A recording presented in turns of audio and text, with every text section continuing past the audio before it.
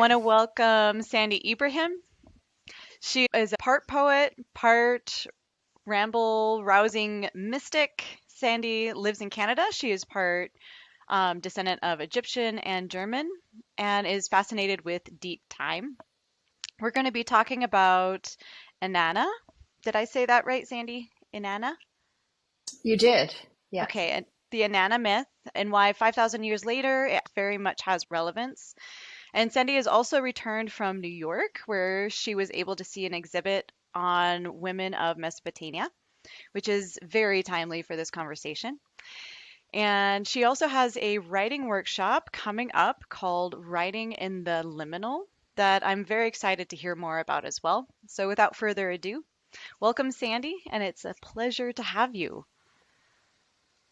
Thank you, Rebecca. I'm so glad to be here with you. Well, I'm very curious about kind of how, so maybe let's start with your own journey on how you came to be in relationship with Inanna and Mm. the myth of Inanna and how that's shown up in your life because you've really dived deep into this. And I think in ways I did a bit of research before this, and I'm able to find some history with it, but I feel like that you've dived quite a bit deeper into the mythology and the symbolism around her journey and her descent into the underworld. And I'm really looking forward to maybe hearing how your life story has brought you to this piece. And Mm. yeah. Okay. Yeah, thank you. That's I haven't been asked that question before. Hmm. Um, so it kind of stems from wanting to dive into my own ancestral roots and my own indigenous roots. So I'm an immigrant settler to so-called Canada. And in my early 20s, I really became enthralled with First Nations spirituality, or the way that I, as a, sort of westernized woman, saw it. And, um, and I think, like many settlers, I sort of romanticized Mm, First Nations spirituality and kind of, you know, sort of was looking at it from a colonial worldview, mm-hmm. which I couldn't help, being a settler of this country. Um, and the more that I learned about it, I was also getting a message at the same time, a sort of a warning about cultural appropriation. So I Mm, was really looking for something deeper than what Western culture was offering. I felt kind of spiritually bankrupt, but mm, with a really deep yearning to connect. Um, so that was a long process. And then I started to dig into my own roots. And for whatever reason, my Middle Eastern background was kind of pulling me more than my Germanic roots. mm-hmm. So um, I ended up kind of hovering around early civilization, because I feel like my people were there, Mm-hmm. on my father's side anyway. We're in that area. So uh, So I just started digging. And then I'm also part of a circle of women called the Awakening Women. And that's an institute that is run out of California. And my teacher is Shamali Arda. And Hmm. she is a expert on, well, she's a seeker and um, I don't think she would want me to use the term expert actually, but what she does is she takes mythologies from all over the world and then presents it in a 21-day sadhana, so we can really dive deep into these myths. And one of the first sadhanas that I did with this circle was Inanna. Mm, And and it coincided perfectly with my own desire to look into my roots. So and it really, really resonated with me, um, in a way that was kind of confounding almost. So I kind of became obsessed. And the other thing about the myth that I found just personally is that I remembered everybody's names, which Mm. was very strange, because I don't have a very good memory. I don't remember, like, a lot of things. And yet I was somehow able to remember Inanna's name and Erishkigal and Nunshabar and Dumuzi and Geshtanana and like all of these names I heard for the first time, and yet they locked in. So um, there's something about the story that really draws me. Yeah, and then there's the content of the myth itself, Hmm. which just seemed so relevant and such a potent map for sort of where I was at that time and continue to be. It continues to inform me. And you're specifically speaking about the journey down, right? The journey into Hmm. the underworld and Yeah, so that was my first introduction to Inanna, and in a way to Mesopotamia, was hmm just this one myth of Inanna's descent into the underworld. And then since then, I think that was 2015. hmm Since then, now I've been exploring the history of Mesopotamia as it actually was, um, and that's just been untold riches for mm. me as a student of history. But there was kind of two myths with Inanna that really struck me, and the first was how she stole or kind of tricked her father into giving her the tools of civilization so she could give them to mankind.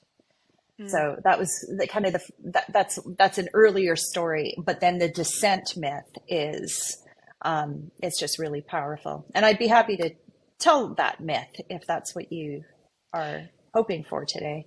I think that would be really helpful because I'm not sure that everybody listening would really has heard that descent story, and maybe I would be really interested to hear how if you could tie the pieces into not only their symbolism and meaning in that time, but also bringing it to how it might relate to our time and what we're experiencing as humanity in this moment in time, how we can relate to and maybe pull and glean some wisdom and some learning from those from that story.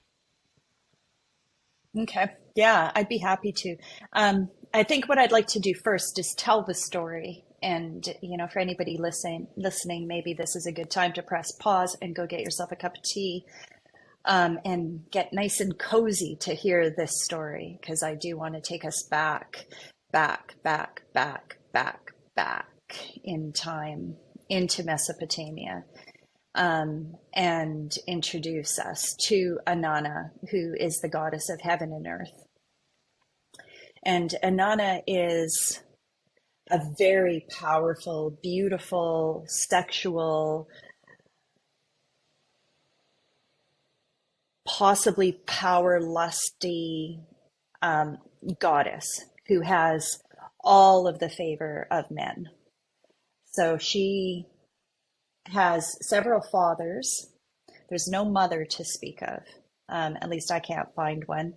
Um, so she's got Enki, who loves her dearly, and then two other fathers, and these are the sky gods. So they're the ones that are kind of looking after keeping all of the planets organized, Hmm.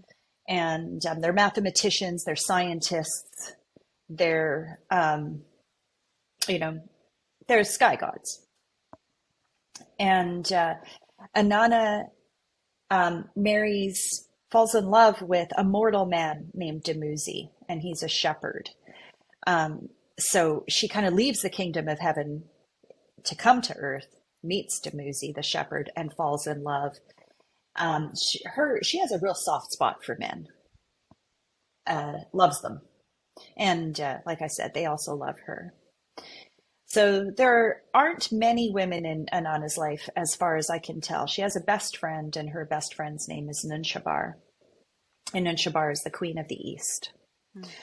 Inanna also has a sister named Erishkigal, and Erishkigal is queen of the underworld.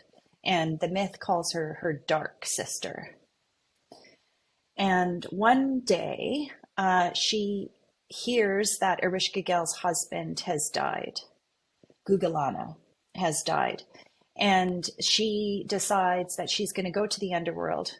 And people interpret her motivations in two different ways. She was either going to the underworld to help her sister with the funeral rites, or she was also trying to make a grab for the underworld for herself. So, but there's rules in the underworld. If you go into the underworld, you can't come back. So, and Inanna knows this, but she's Inanna. She's all that. She's the queen of heaven and earth. Of course, she thinks she can go to the underworld and come back. But she asks for permission from her fathers, and they say no. Don't go to the underworld. There's nothing for you in the underworld. No one should be interested in what's going on in the underworld. It's a messy, dank, dark place that's kind of the compost of human souls. So they just said, you have no business going down there. And they forbade it. But she goes anyway. She decides to make the trek anyway. And she takes her friend Nunshabar with her. And they get to the gates of the underworld, and Inanna asks Nunshabar to stand outside of the gates and drum ba-bum, ba-bum, ba-bum, for 3 days and 3 nights.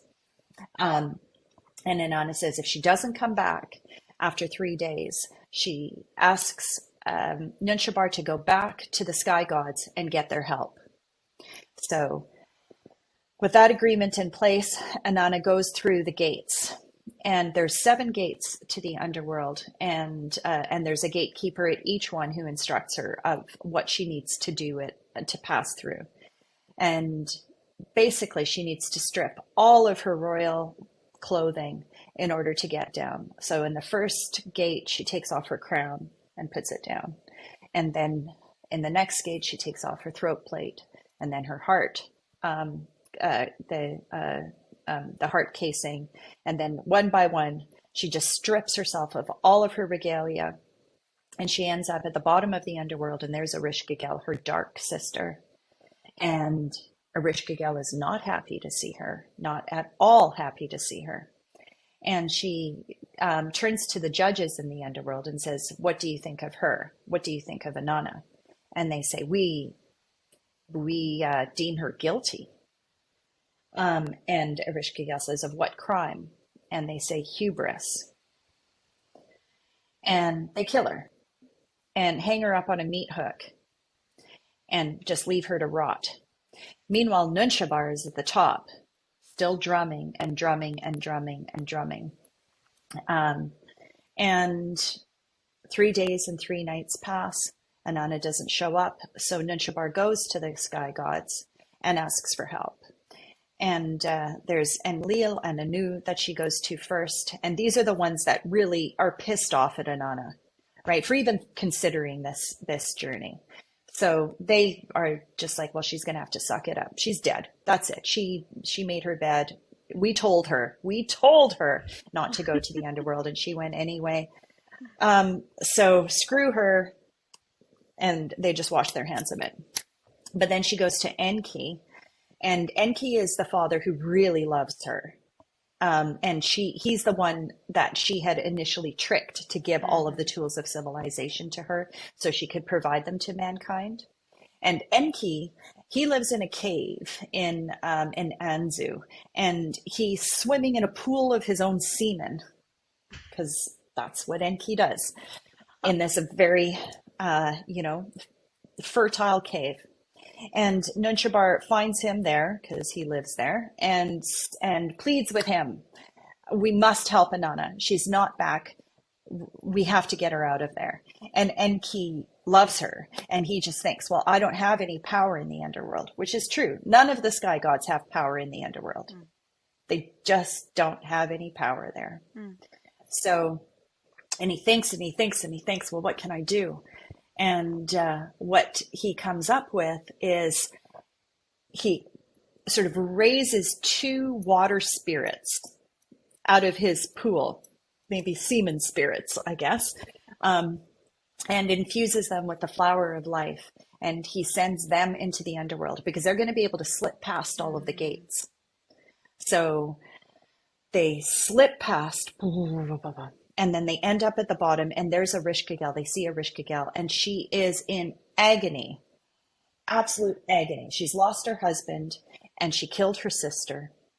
And there's Inanna's corpse, just rotting away on the meat hook. And Erishkigal's just grabbing her body, and she grabs her kidneys, and she's like, "Oh, my kidneys," and grabs her spleen. "Oh, my spleen." And these water beings see her, and they come up and they reflect her. And as she's saying, "Oh, my kidneys," they say, "Oh, your kidneys." And "Oh, my spleen," she says, and they reflect it back. "Oh, your spleen." And this goes on and on. Rishkagel's pain and these water beings reflecting back her pain. And gradually she starts to feel better inside this reflection until she actually feels really great. She feels healed. And she knows that it's these water spirits that have provided this relief to her. So she says, what can I do for you? I'll do anything. You've relieved me of my agony. I'll do anything for you. And they point to Inanna, and she says, "Oh, is that your queen?" And they say, "Yes, we want her." And so Erishkigal agrees to take her off the meat hook. They infuse her with the flower of life, and Inanna comes back to life. But the rule of Kur, the underworld, is that you can't leave. I mean, that's still a truth. It's just a law of the underworld. And so they come up with a deal that if Inanna can find a replacement, then she can leave. And so the guardians of the underworld follow Inanna out, and the first person they see is Nunshabar.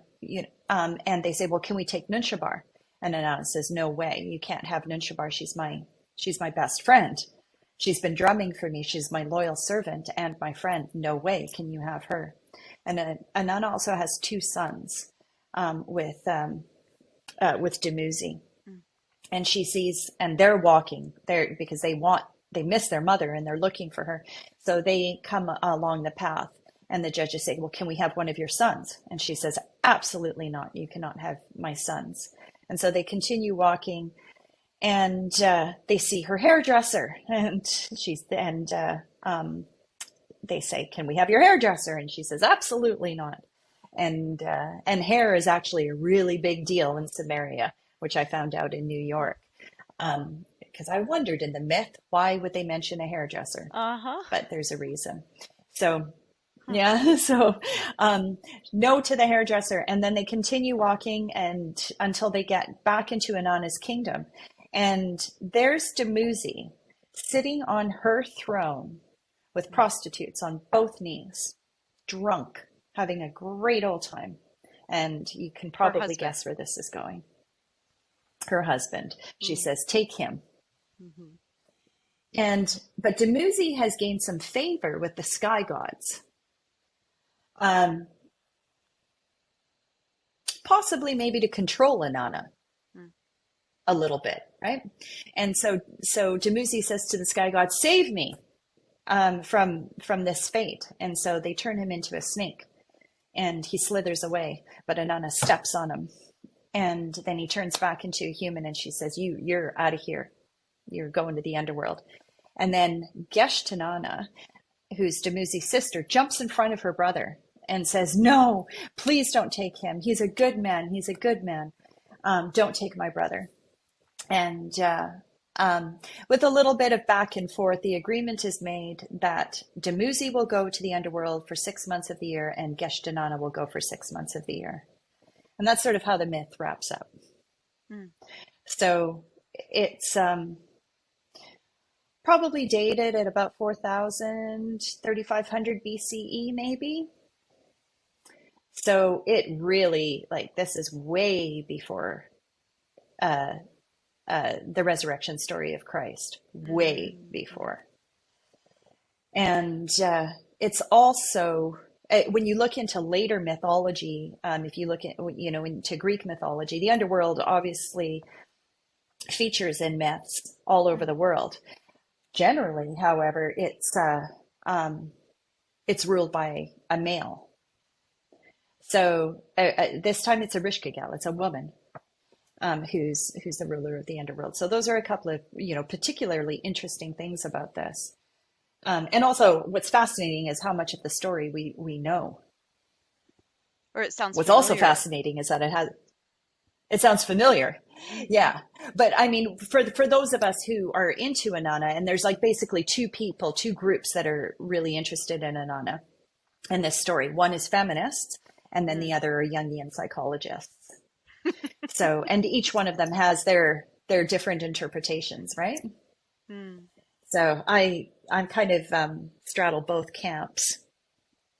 And Mm. yeah, questions? Yeah, I do. I do. I'm fascinated. It's with the 3 days and the 3 nights because this is from Mesopotamia. This is before all of the like, and then there's also the similarity of going down, like, is it Persephone that goes down or Mm-hmm. into the It is. Hades and then has the Yep. pomegranate seeds that she's eating, and then that's resembles like That's right. the spring and the Yep. seasons. So I'm wondering, in your studies, have you seen any significance with the significance around 3 days and 3 nights? Because it's clearly been adopted from, like, it's moved through time. And I'm wondering if there's a significance Mm-hmm. around, is it the number three? Is it something about going down into the underworld, and then back up? And I'm fascinated by, like, Yeah. of course, with my psychology, like being a trauma therapist, the underworld for me is the subconscious. So how does that play into all? I have so many questions. So many questions. Mm-hmm. Yeah. Yeah. Well, and and all we can do, all I can do is kind of look at the bones of the myth and then, draw my own Yep. conclusions about it, Mhm. and that's sort of the power of myth is that we're each one of those characters. I'm not sure about the 3 days and 3 nights. I actually don't know the significance of that. But like you, I've seen it repeated in Mm, patterns, especially around resurrection, right? I mean, same with Christ. He died for 3 days, right, mhm. before he was seen again. So I don't know. It's funny that I never even really had much curiosity about it. I just kind of accepted it, like, well, that's how it is. It's 3 days and 3 nights. But I'm with you on the underworld being the subconscious. Absolutely. And for me, one of the most interesting characters is actually Nunshabar, who stays awake and stands at the gate and drums. So for me, that's really significant, and I relate to Nunshabar quite a bit. I also relate to Inanna quite a bit, but Nunshabar in a way is my girl. She's the one who stays awake. She is continuing to listen to the heartbeat of the world and represents it. She's what keeps us safe. Mm, When we go down and do the descent ourselves, there is a part of us that remains awake, that remains connected. And what I love about this myth is that Nunshabar serves as a reminder to me that there will be a part of me that will stay awake because the underworld is a terrible, scary place. mm, It is, right? And it's full of sacrifice, as Inanna has shown. mm. Um, so we're definitely, going into some uncharted territory when we go into the underworld, and it's not for the faint of heart. And most of us, me included, I've ended up in the underworld due to my own hubris, just like Inanna. Can Um, you can kind of, can go ahead. can you just, for the listeners, describe what hubris is? Yeah, arrogance Mm, in a word, right? It's kind of thinking that the laws don't apply to you. Inanna knew she couldn't go to the underworld. She knew, but mhm, she went anyway, just like her fathers were angry at her, but hubris. And it wasn't just hubris, I don't believe. I don't believe that Inanna's hubris was only going into the underworld. I believe that she had hubris before she went into the underworld. She was the queen of heaven and earth. Um, And my interpretation, and I don't see a lot of evidence of this, but this is my particular take, and I'm just going to stake my claim on it, and people can try and prove me wrong. But I believe that she's the first goddess of the patriarchy. That's how I see her. Hmm. Um, she she loves men. Men love her. Her fathers have a lot of power, and I think she likes that power. Um, I think she likes it a lot. I think she likes manipulating men. I think she likes what they represent. Um, I, um, I, that's how I like when I feel into who Inanna is. I kind of get this like really beautiful celebrity almost, um, who just thinks that the world sort of revolves around her. And and then there's her dark sister. And I think it's very interesting too that she's called her dark sister, you know, especially in this time, right? When I think about feminism and white feminism and um, the hubris, in a way, of white feminists. I'm getting into some dangerous territory here, but there's something there for me Hmm. in this myth about the contemporary woman, the contemporary possibly white woman that I sort of see represented in Inanna, even though that wasn't the case back then. But as I look at the myth from today's time, I can't help but see it. So that's kind of what makes it contemporary. I would, I wonder if it's also, so the myth also encapsulates almost the narrative of a culture, right? Or a narrative of a perspective. And Hmm.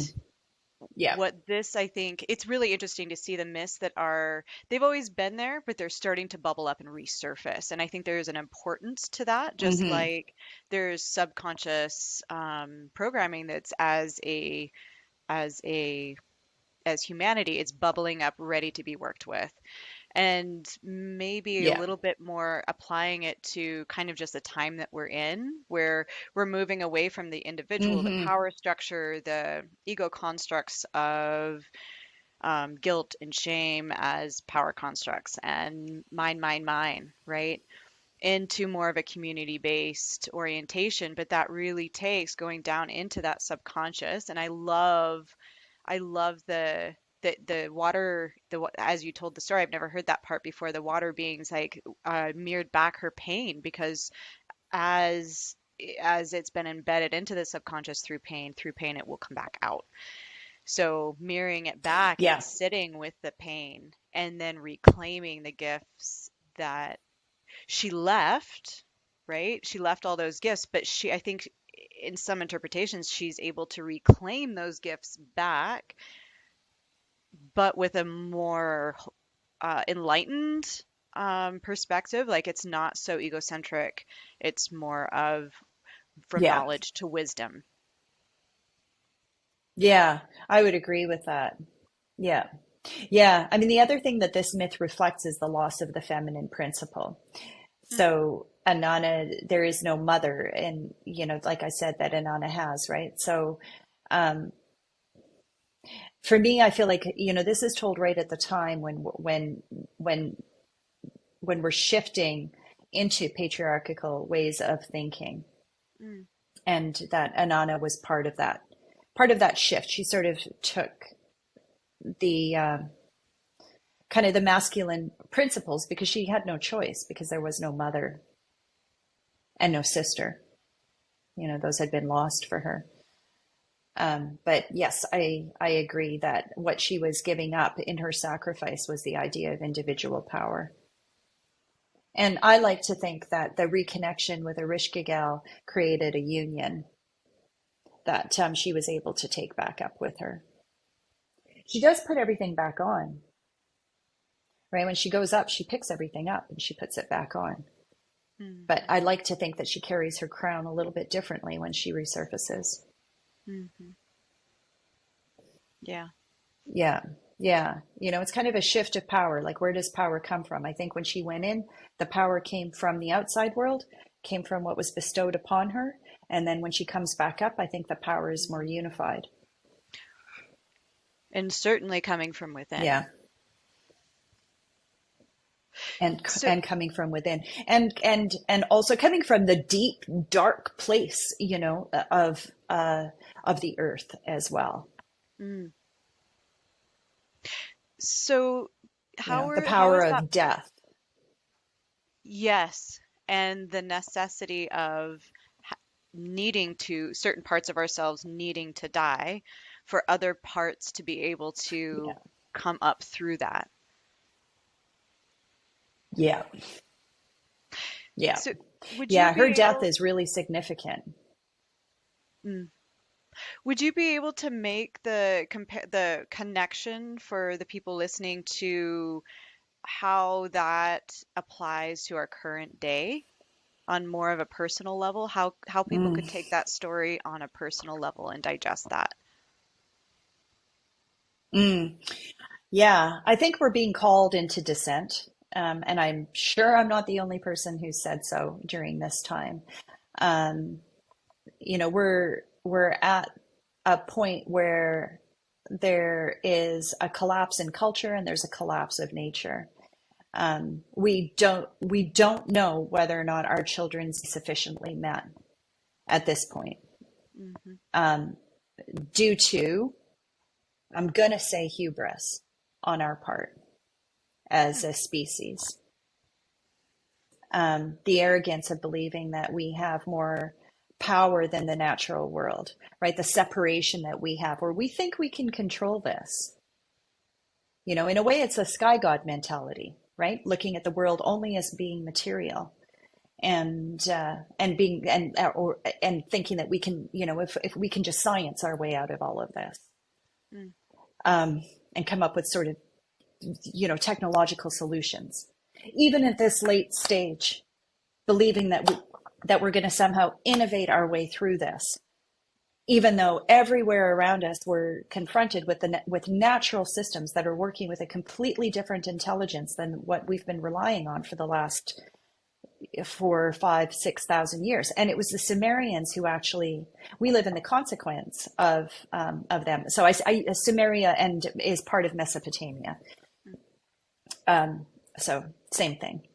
Uh, and what I find fascinating as well is that the Sumerians' culture ended in part due to climate change, due to their own hubris. So they were the first people that we know settled into civilization using irrigation. And when they irrigated their land, they accidentally salinated it because they didn't know that the river had salt in it. And so over hundreds of years, so they were principally a wheat growing society, and they flourished under that under that economic system. And there was a king who actually united the northern part of Mesopotamia with the south, and it flourished for years and years and years, hundreds of years. But as the soil became salinated, they could no longer grow wheat, and so they shifted over to barley. And when wheat became scarce, war broke out, and they ended up killing each other, and then the whole civilization collapsed. Mm. So here we are. We've gone a little bit farther than salinating our soil. We're actually baking our entire planet, and we're not going to stop, it seems, um, regardless of the evidence that's out there. So we will be called into the underworld. It's uh, this is unsustainable. And so the world that we've all grown up in and understand is collapsing. And it will certainly collapse within our children's lifetime. So how are we going to make those adjustments? So for me, going into the underworld and learning to walk that trail, learning that the only way to survive this is actually to die, um, and to sacrifice everything, that all of our fanciful ideas. That's when I think of Inanna and her crown. I think of, oh, well, this is what she thinks. Let's put that down. All of our ideas about who we are, even the way that we're in relationship with each other, the words that we use, all of the power that modernity has propped itself up on, it's not working, and we're going to have to let it go. So we'll either do that willingly, which is why I love the myth, is because it gives us an invitation and a map to traverse the underworld in a way that we can do so with some intentionality. But if we don't do it, we're going to end up there anyway, because our hubris has sent us there. Well, isn't Um, isn't so that's for me where it links up. and that's just the story of as a trauma therapist, that's a story of every single time. Like either a person walks in the door or you as a human experience crisis as the message to like, hey, you haven't listened to the invitation for the last, however long we've been trying to talk to you, or your body's been trying to talk to you, your intuition's been trying to talk to you. Just, you've got to shift. So insert crisis. Now you're going to Hmm. shift, or there's some Hmm. serious consequences. Um, Yeah, which goes back to arrogance. I don't have to do that. I it don't want to do does. that. I don't want to. Yeah. Yeah, I'm always informed by it, and I kind of live with it almost just right here, as a way to catch myself, because hubris is quite blind. We don't and we're so habituated to it in our culture, right? Um, that we don't even know the ways in which it operates inside of us. I love the So part. I think it's such a healthy reminder. hmm I love the part about the that you highlighted with the heartbeat, or I related it to the heartbeat anyway. Her Mm-hmm. drumming, or her friend drumming there for 3 days, Mm-hmm. and how important it is to go back. There's a descent into whether you want to translate it to the subconscious or into the womb of the earth, but there's also something really, really important to the heartbeat and Mm. that thread of connection there. It's really the uniting of the, from above and below through that heart that is going to pull us all the way through this. And so it's not one or Yeah. the other. And I think if we go way, way back, we moved from a more matriarchal social structure into patriarch. The pendulum always has to shift to balance. And we have the opportunity now to come back to center, which is heart space, which is that how can we merge those two and come as a whole human with the knowledge from Mm. above and the deep wisdom from below and translate that as Mm. one, as a community. Yeah, it's a Mm-hmm. really powerful Yeah. story. Yeah. I love that you brought that up. Like I think for me, Nunshabar really represents the hope. You know, hmm um, for whatever that is, right? One of my favorite teachers, you might know him too, is Michael Meade. He's a mythologist. Oh, I Do you love know Michael. him? Oh my gosh. Yeah, Yes. he's so great. He's so great. And he wrote a book called Why the World Doesn't End. hmm And um, I really love his perspective on this. So, in one reality, we're physical beings manifest in the universe, and there's plenty of evidence for the material aspect of our lives. And then also we exist in story, and that's also real. And in the story, the world doesn't end. The world can't end. The world is constant. Our story here is destruction, chaos, creation, and that's constant. hmm So the world doesn't end. Our ways of existing ends, but the world doesn't end. So also what I love about this story is it helps us locate us. Where are we now? Right? And I think that we're in the descent, and there may be a time where we're on the meat hook, and that may look like extinction. Um, but what we do matters still, even um, even if that's the road that we're heading down, it still matters. And this is what I love about Erishkigal too, is that, there she is in the underworld. She'll never leave the underworld. She'll never leave. She's the queen of it. But she was healed. She still could be healed. So, we may not survive what's coming, but we might be able to heal. And I like that this myth offers that. And I wonder if heal could also be another word for it is just transform. That is shifting, Mm, that we're mm, following a natural progression, but it really does. So you've got the mm. natural progression and movement towards, but there's also the will part.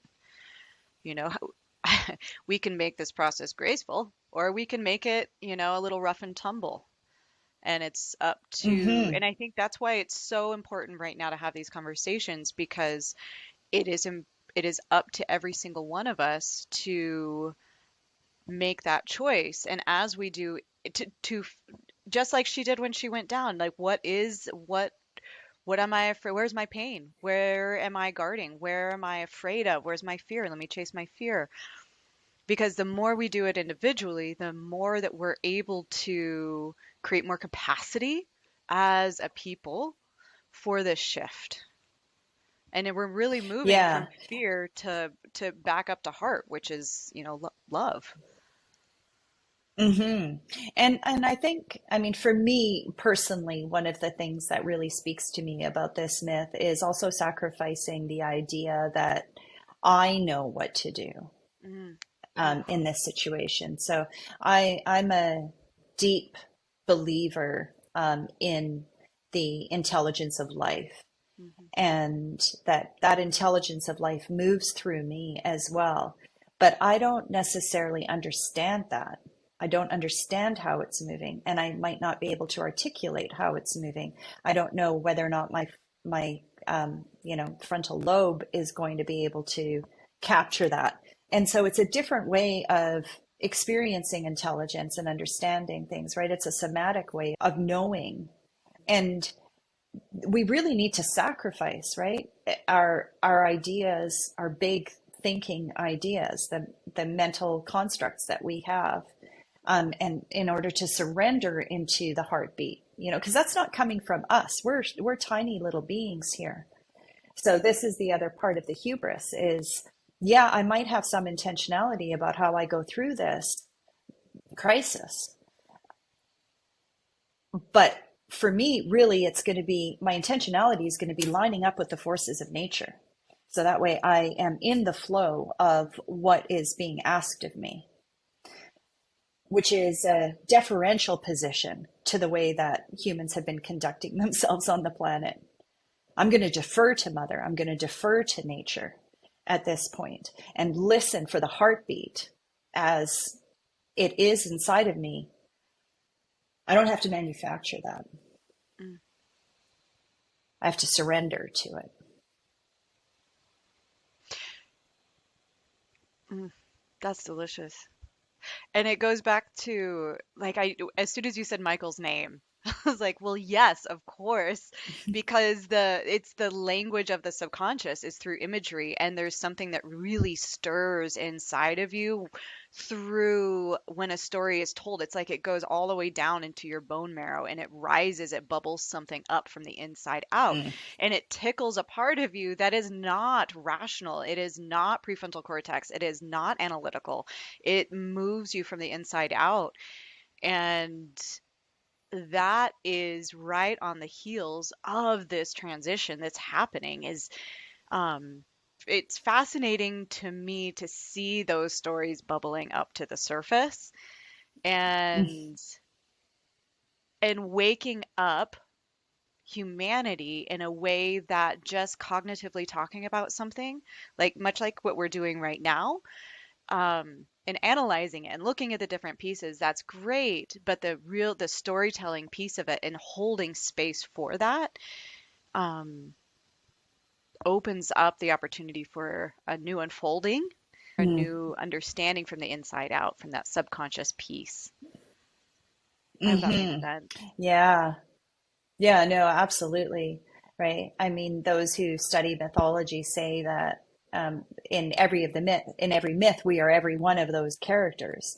So I'm also her husband, you know. I'm also Geshtinana, his sister. I'm also Rishkagel. I'm also the judge, you know. And it's interesting to kind of take each one of these characters and kind of find that Mm, archetype inside me, and how it can inform what I'm doing.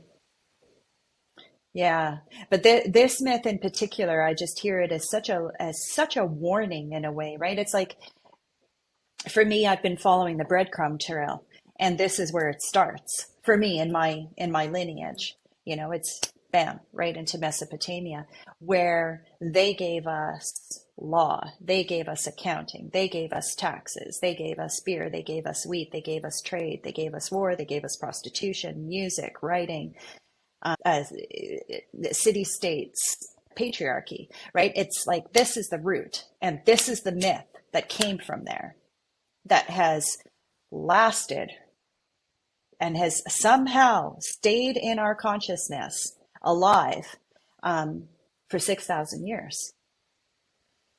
So I wonder what the new story is. What is the new Mm, myth that we're writing, the new narrative as a humanity? Because you had mentioned before from your perspective, the first goddess of patriarchy, and it seems like that we kind of only hung on to the first part of that story, that there is such mm, deep wisdom on the coming back. mm. That's lovely. Yeah. Yeah, there isn't, to my knowledge anyway, there isn't as much about her coming back. I've written this story, I'm working on writing it as a teleseries where I'm attempting to take these two myths in particular. There's another one too with her and Gilgamesh. That's also interesting because they were lovers. Mm. There was a real life woman who wrote all of this down, and her name is Enheduanna. That's why I went to New York, which you had mentioned earlier. So there's an exhibit right now at the Morgan Museum that's called She Who Wrote, and it's about the women of Mesopotamia, specifically Enheduanna. So Enheduanna was the first published poet, and she wrote her most famous piece is called The Exaltation of Inanna. And Enheduanna was the daughter of King Sargon. This is getting a bit nerdy. Sorry to the viewers. But I mean, I find it just fascinating because there's two different groups that existed in Mesopotamia. There was the Akkadians in the north, which were a Semitic people, and then there was the Sumerians in the south that had a language isolate. We don't know where they came from. There's some evidence that they were the survivors of the Great Flood. But these are two different people inhabiting the same land. And this is, you know, just to place us, this is in Iraq now, with modern day Iraq, running down the Tigris and Euphrates rivers. So we've got the Akkadians that have been there for a while, the Sumerians, and now King Sargon and Hedwana's father has united them. She, as the king's daughter, is also the royal scribe. So she's written down all of these myths, and there's a threat to the kingdom. And Lugalan, I think is his name. He's coming to threaten the kingdom, and he actually like kidnaps Enheduanna and then gives her a knife and says, "Do yourself in. I'm taking over." And then Enheduanna writes the exaltation to Inanna, where she says, "Save me, save me, save me, save me. You know, please, please, please save me." And then there appears to be evidence that she did survive this and got her kingdom back. So I just find that really interesting, you know, the real life facts, and then there's Hmm. the myth. So I'm kind of working on trying to find what was going on, what was actually happening, and then the myths, and, you know, are they intertwining at that point as well? But that's a very, very nerdy exploration that may not have any relevance except in my own mind. That's fine.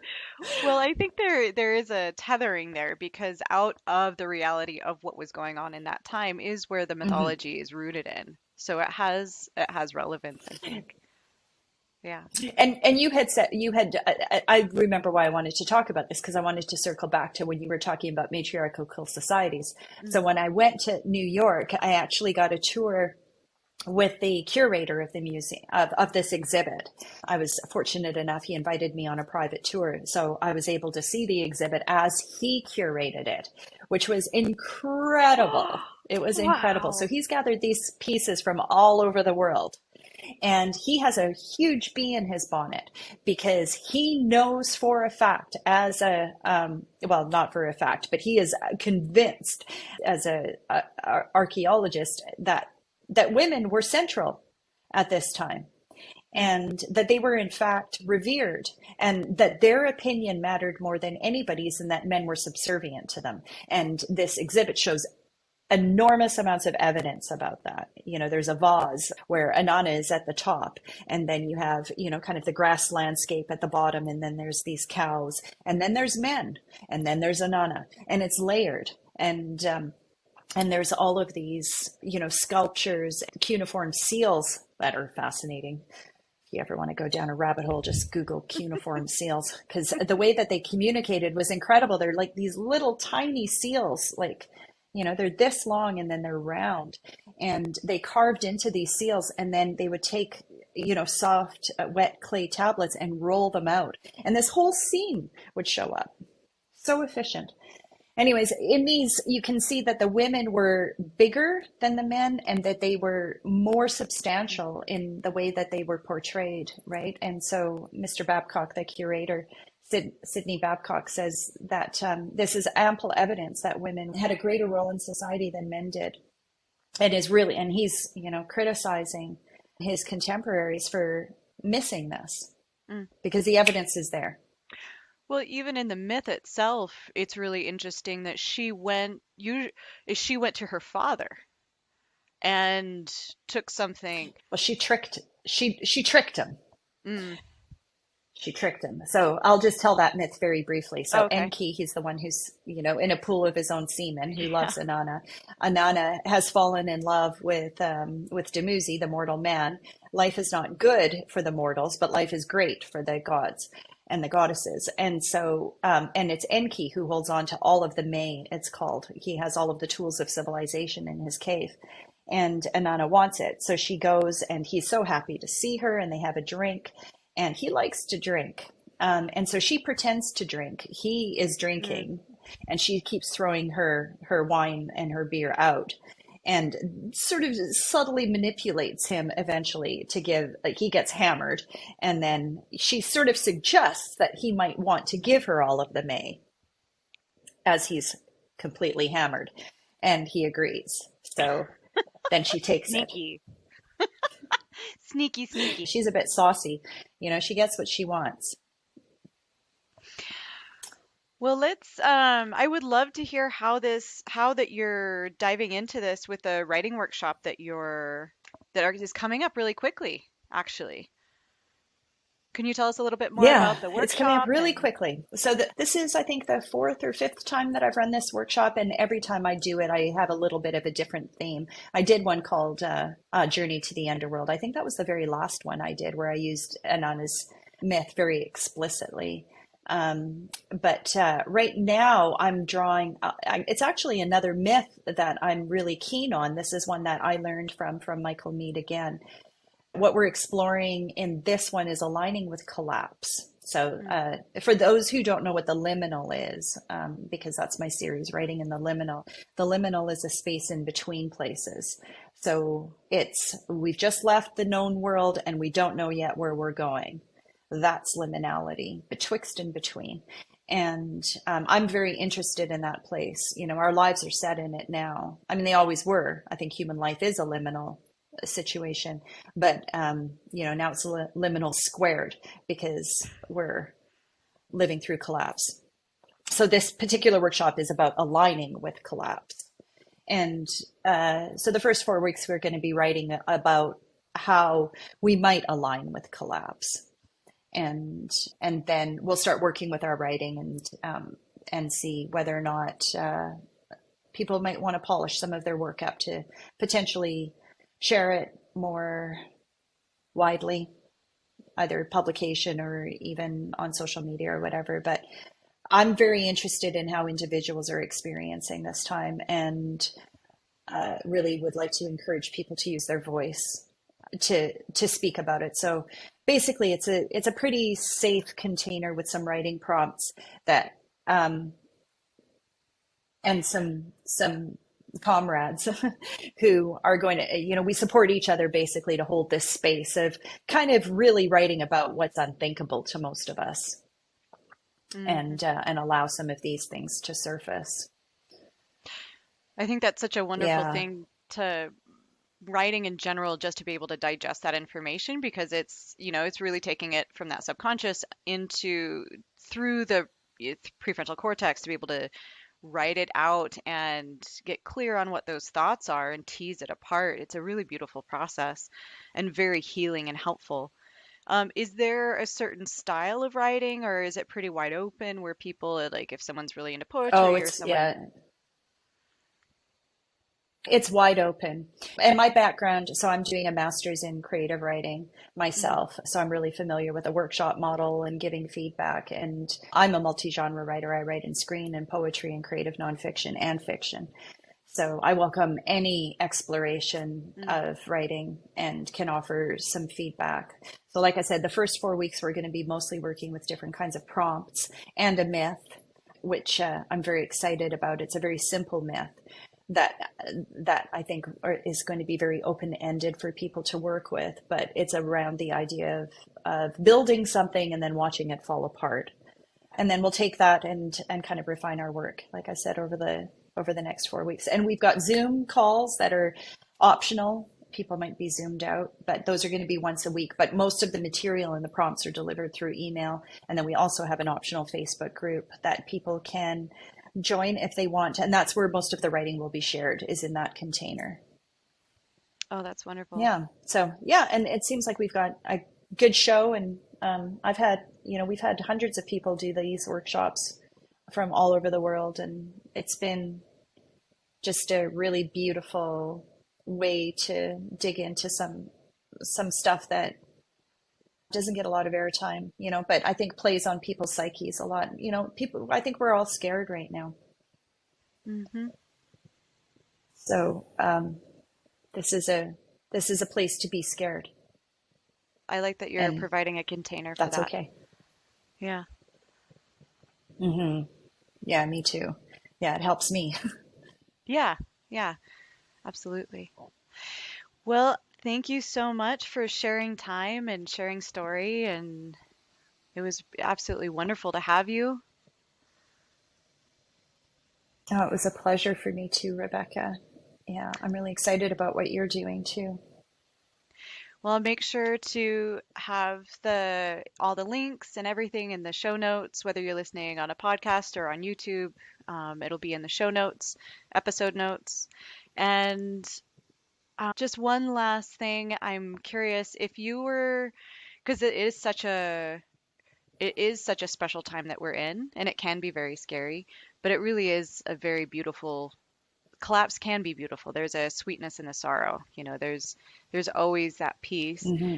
If there was one sentiment or one thing that you could leave everybody with as guidance or support or just a reminder, what would that be?